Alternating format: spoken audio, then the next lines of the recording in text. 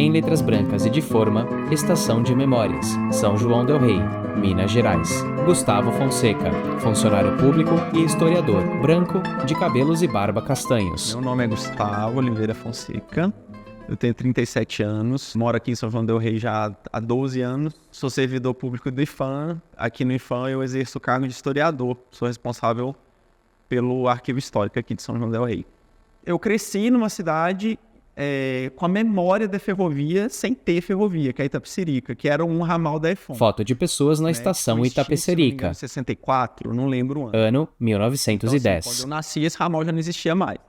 Então, é uma cidade órfã, né, da ferrovia. A ferrovia está muito na história, está muito na memória coletiva da cidade ainda, e muito naquela memória saudosista, né, um pouco de luto, né? A população, ela lamenta muito da saída da ferrovia, né? E a minha família, ela tinha uma certa relação, principalmente assim, porque a ferrovia cortava a fazenda do meu avô, né? O meu avô vendia lenha para a ferrovia, então ele embarcava com a lenha lá, trazia até aqui em São João para abastecer a ferrovia. Então tem vários meu avô, primos, meu avô que trabalhavam para ferrovia, né? Meu bisavô era ferroviário. Vista aérea da cidade. A ferrovia, ela é símbolo da cidade. Eu acho que ela é quase indissociável da memória coletiva do São Joanense, né? Eu acho que duas coisas, elas estão muito relacionadas na memória quando você fala de São João del Rei para uma pessoa que não conhece a cidade, né?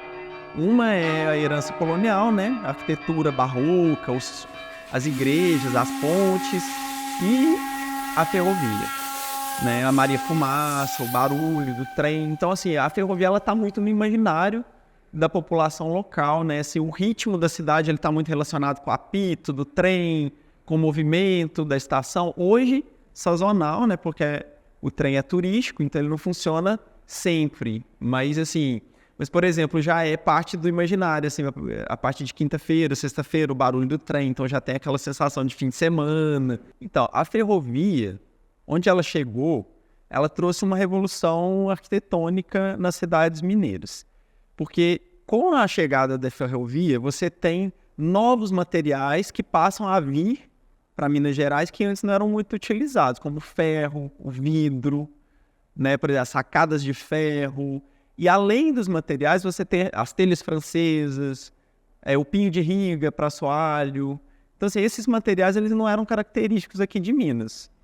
Então, além dos materiais, você tem a chegada de novos estilos também, novos modelos que passam a vir junto, né? Então, você tem um repertório mais amplo de modelos de construção.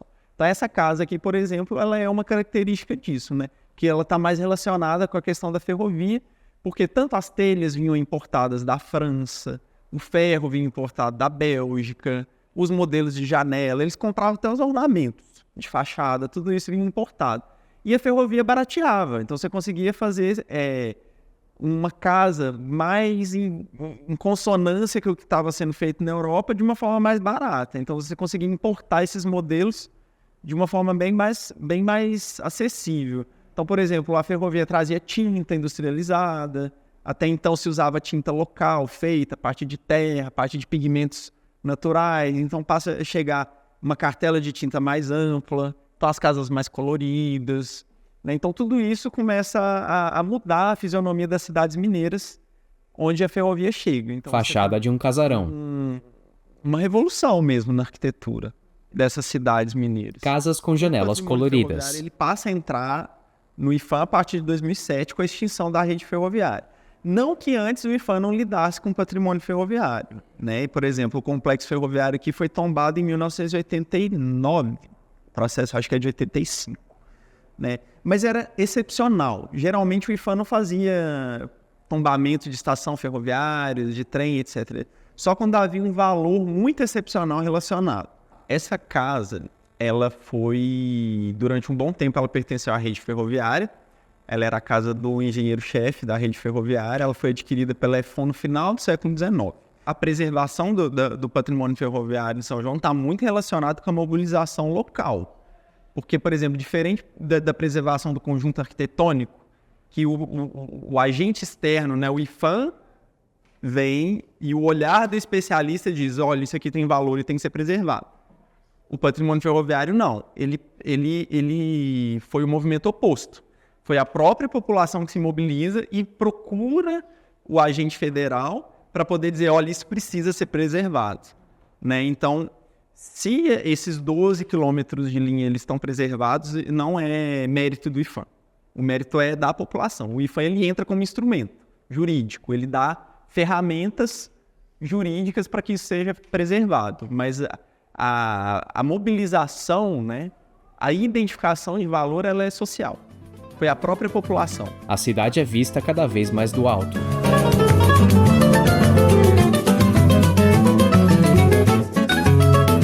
Os créditos passam rapidamente. Roteiro de audiodescrição, Yara Forastieri. Consultoria especializada, Nathalie Beccaro. Narração e edição, Henrique Natalio. Conteúdo de acessibilidade, Somos Acessibilidade. Iniciativa VLI. Realização AIC. Apoio IPHAN. Ministério da Cultura. Governo Federal. Brasil. União e Reconstrução.